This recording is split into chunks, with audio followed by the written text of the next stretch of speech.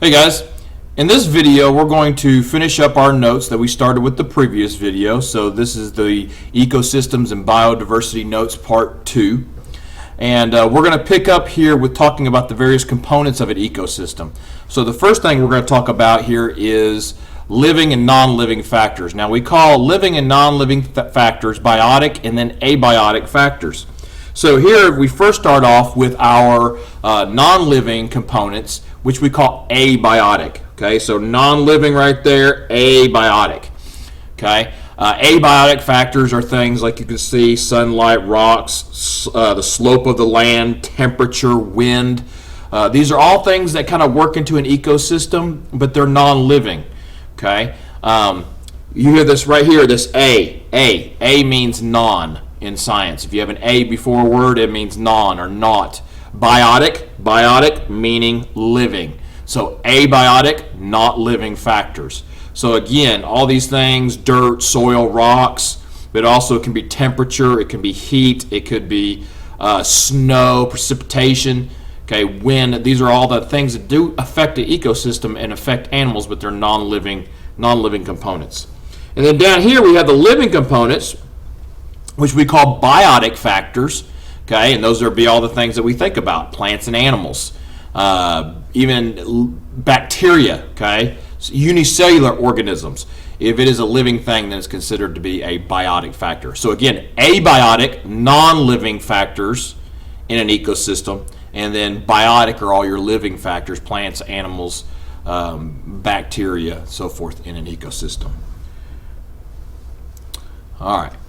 So talking a little bit more about biotic factors, okay, and describing biotic factors, again, biotic, let's go back to that, biotic right here, those are living, okay, living things, living organisms. We have producers, consumers, producers being plants, consumers being animals, okay. Herbivores, okay, herbivores are animals, or excuse me, consumers that eat plants. Herbs being plants, so herbivore. A carnivore is a consumer that eats meat: lions, tigers, bears. Autotroph, we've seen autotroph before. Autotrophs are organisms that can make their own food, okay? And then heterotroph are organisms that have to eat or consume. So those are kind of synonymous with producer and consumer, okay? So herbivore, again, eating plant only material, carnivore eating meat only material, and then we have one that's not on here or listed but would be describing you and I, which is the omnivore. Okay, the omnivore. Omnivore meaning it eats both plant and animal material. All right, so interactions. How do all these biotic factors work together? Okay, talk about living organisms. The first thing we have here are what we would call the predator-prey type situation. The predator, okay, the predator is the animal that does the eating. Okay, so the predator eats. Okay, the predator eats. That's supposed to be eats up there. And then the prey is obviously the one that is eaten, right? Predator does the eating. The prey is the one that gets eaten. Okay, so the predator consumes the prey. Okay, predator consumes prey. You probably are very familiar with that relationship, and that's called predation. All right, another example of interactions of biotic factors, and these are probably some new words to you. One is called mutualism. Okay, that is a situation where organisms work together and they benefit from a relationship. Mutualism. Mutualism is kind of like Finding Nemo. Nemo lives in an anemone. Okay, so Nemo gets protection from the anemone. The anemone, his house, protects him. It's got little stinging tentacles, and it protects him from predators.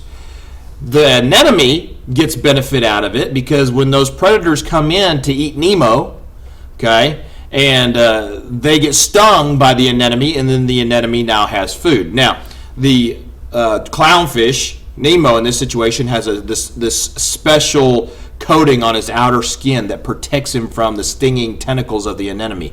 But both benefit, okay? So we call that mutualism. Both benefit. It's a symbiotic relationship. Okay, we call this symbiosis. Okay, a symbiotic relationship where they both benefit, and that is called mutualism. Then we have the next one, which is called commensalism.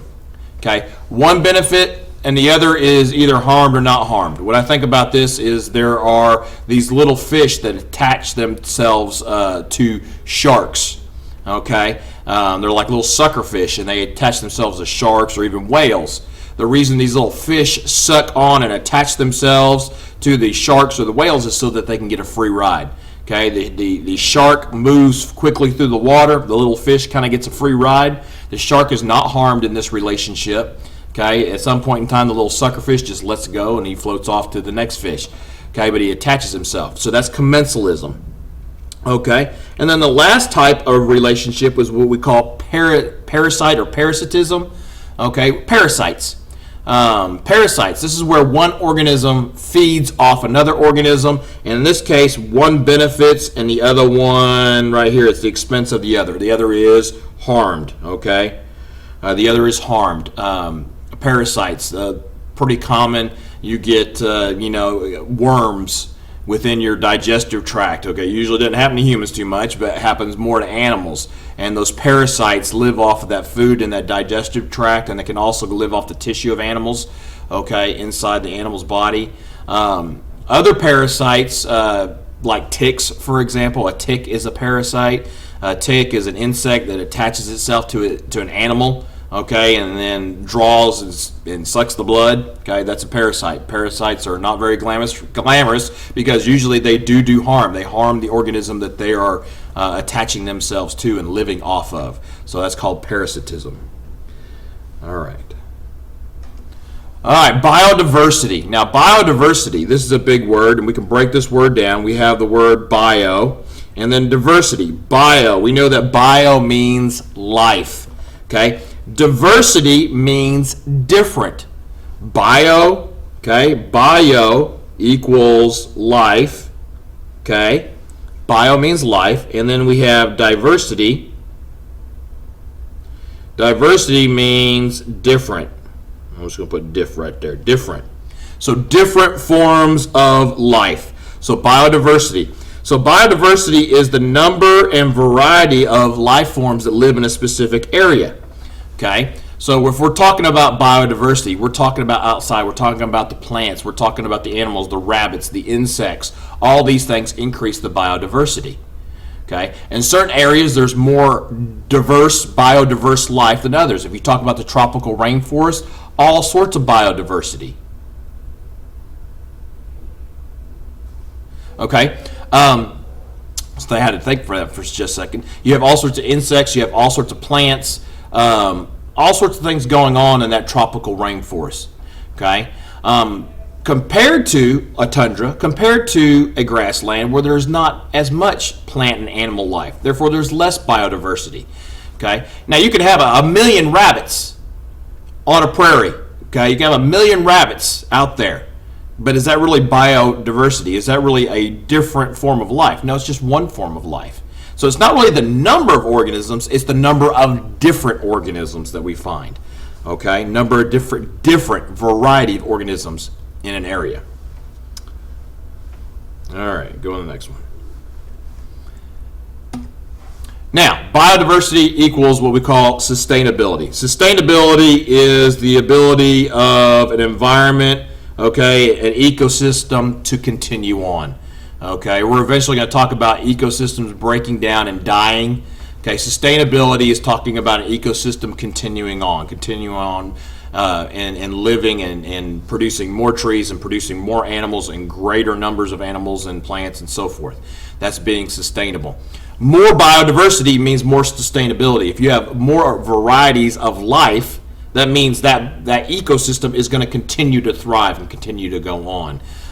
Tropical rainforest has so much biodiversity, so much different forms of life, it continues to live, versus something like a desert, very, very little biodiversity, Therefore, a lot of deserts, again, they slowly die out. There's not enough plants for the animals to live off of, so the animals start to die, plants start to die, and eventually you just have this barren land, kind of like the pictures you have here.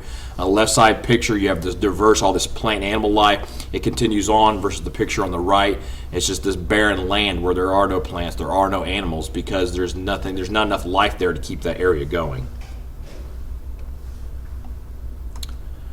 Okay, and going on a little bit more to talk about biodiversity and sustainability. Each species has its own role or niche in this process, and because all these organisms have their role, they have their job to help kind of work towards maintaining that environment. When you start taking animals out of that environment, you start taking those roles and those jobs away, there's not another animal to pick up that job.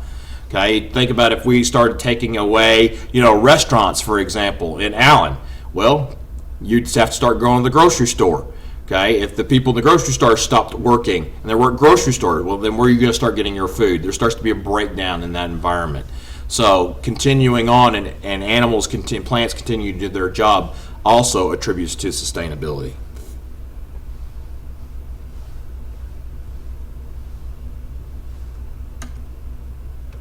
Okay, sexual versus asexual reproduction. We've talked about this a little bit. I'm not going to go on this very long since you already know about asexual and sexual reproduction. But again, sexual reproduction creating more biodiversity because there's more variations within those life forms.